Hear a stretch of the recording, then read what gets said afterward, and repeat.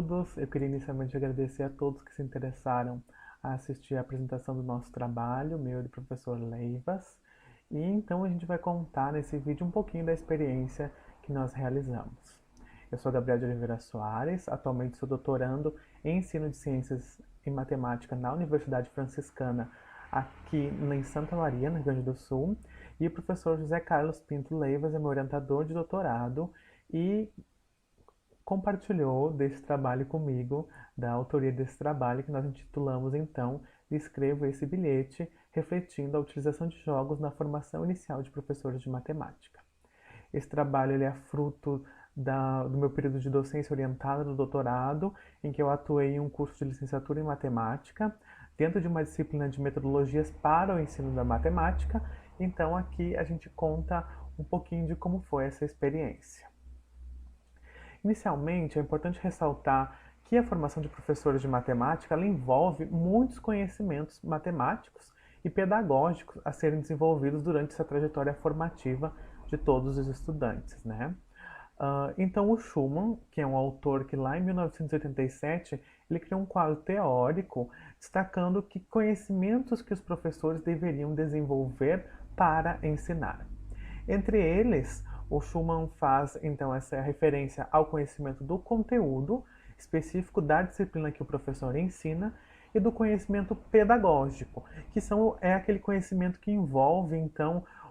a questão do fazer docente, a questão do ensino, a questão do currículo, dos alunos, de conhecê-los. E nessa interseção desses dois conhecimentos, há o que o Schumann vai falar de conhecimento pedagógico do conteúdo, então, que é esse conhecimento mais relacionado a como eu vou ensinar diversos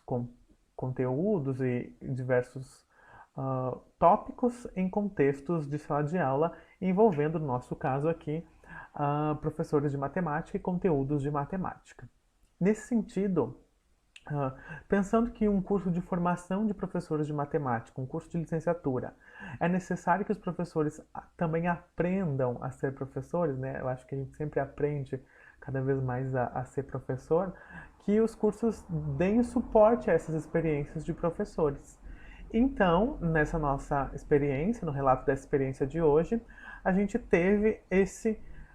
objetivo, que é relatar uma experiência de ensino realizada com uma turma do quarto semestre de um curso de licenciatura em matemática, em que buscou se refletir acerca do planejamento e a utilização de jogos por professores de matemática em formação inicial. E o que nós queríamos com essa experiência?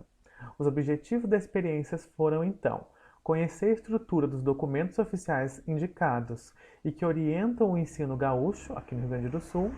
classificar jogos em como de treinamento, construção, aprofundamento ou estratégicos, ou seja, que tipos de jogos são esses que os alunos podem utilizar nas suas aulas, e analisar a possibilidade do uso de jogos para o ensino de matemática a partir da classificação e desses documentos oficiais. Então, a gente realizou essa experiência com 9 estudantes de um curso de licenciatura em matemática, mas que participaram efetivamente dos encontros foram apenas 7. Então, como eu disse, a gente organizou as atividades em 2 encontros, de 2 horas aula cada, em que no primeiro encontro nós discutimos aspectos mais relacionados aos tópicos de documentos oficiais, e no segundo encontro os alunos então planejaram a aplicação de um jogo. Então, aqui no Rio Grande do Sul, nós temos como documento gaúcho que norteia a educação o referencial curricular gaúcho, além dos parâmetros curriculares nacionais e da Base Nacional Comum Curricular, que são documentos gerais que norteiam o ensino brasileiro.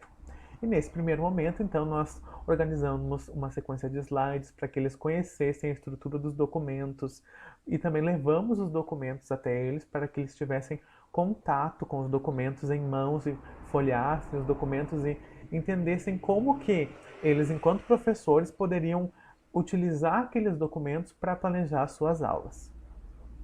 E ao final, então, do primeiro encontro que eles utilizaram os documentos, a gente solicitou que eles escrevessem um bilhete a outro colega. Um outro colega professor, no primeiro momento eu não disse que seria um outro colega dele de disciplina, Então que ele, nesse bilhete, ele classificasse um jogo, indicasse, e então dissesse em que ano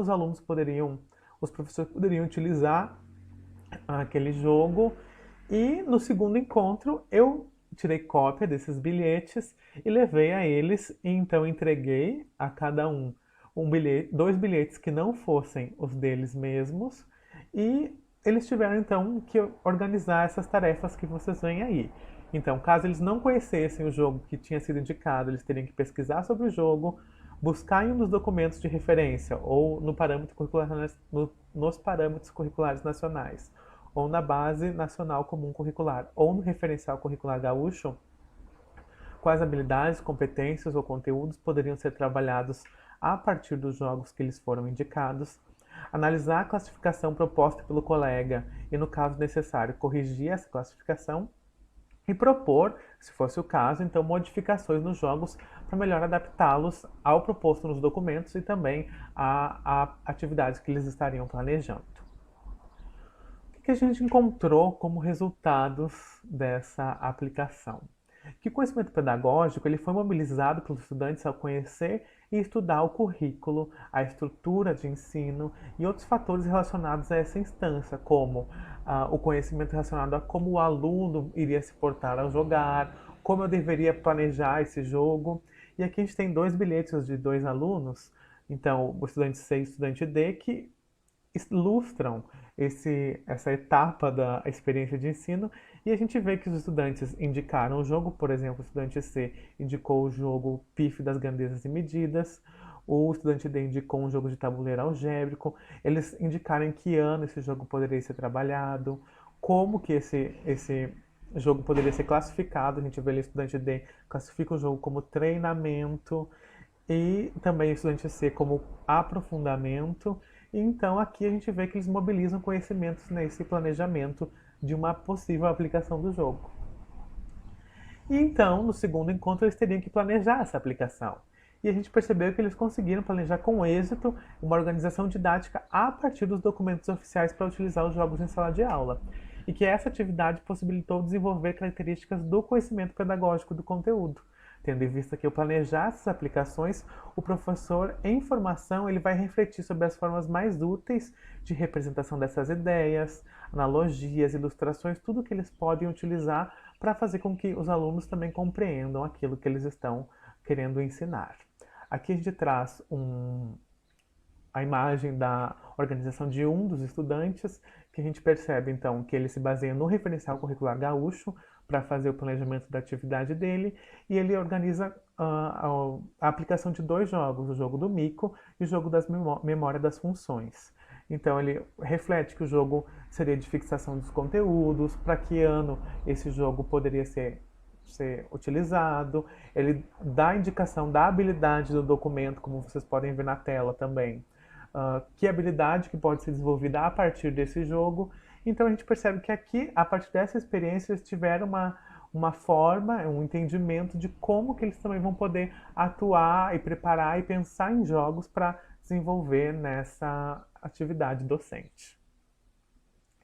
A gente considerou então que, assim como Lara e Leivas, o conhecimento pedagógico ele não pode ser adquirido linearmente ou de uma forma mecânica como um algoritmo. E é somente com através de experiências como esta, que os conhecimentos vão se desenvolvendo e que os professores vão então aprendendo mais sobre a atividade docente, entendendo mais como eles podem ensinar e como eles podem aprender a ser professor, e assim então melhorar a sua atuação. Eu deixo um agradecimento especial à CAPES, que é a financiadora do meu doutorado, e aqui a gente deixa os contatos também, meu e do professor Leivas, e o site do nosso grupo de pesquisas, que é o GEPGEL, que também vão ter outros trabalhos relacionados ao ensino de geometria e à formação de professores também, que podem auxiliar vocês em outros momentos. É isso, muito obrigado.